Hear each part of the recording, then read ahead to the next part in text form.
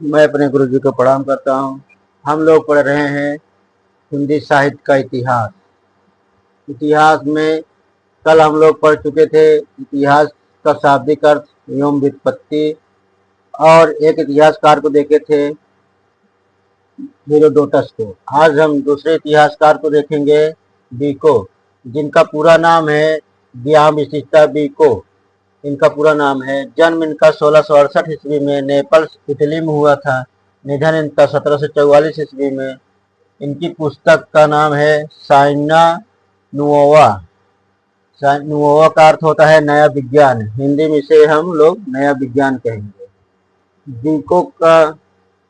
बीको की इतिहास दृष्टि क्या थी, इतिहास में इन्होंने क्या कहा है, आगे देखते हैं हम लोग। ये इतिहास को अतीत से ही संबंध न मानकर वर्तमान को भी जोड़ने का प्रयास किया है। इन्होंने इतिहास में वैज्ञानिक व तुलनात्मक पद्धतियों की प्रतिष्ठा भी की है।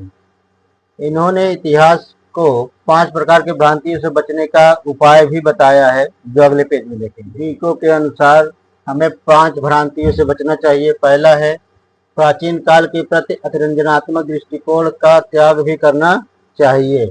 दूसरा है जातिवाद के अभिमान का त्याग भी करना चाहिए।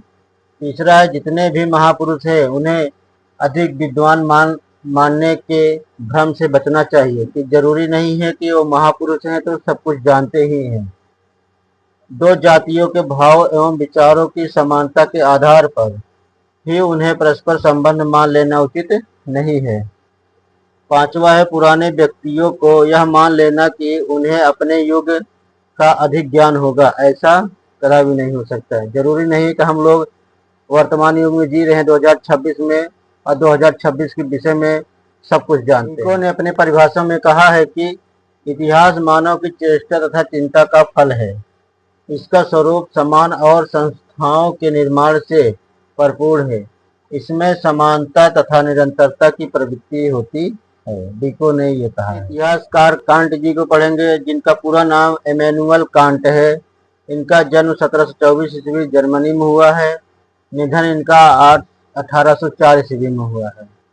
इन्होंने परिभाषा दिया है कि कहा है इतिहास दूर दृश्य जगत से अंतर जगत की ओर अग्रसर होने की प्रक्रिया है। इतिहास जो है दूर दृश्य जगत से अंतर जगत की ओर अग्रसर होने की एक प्रक्रिया है।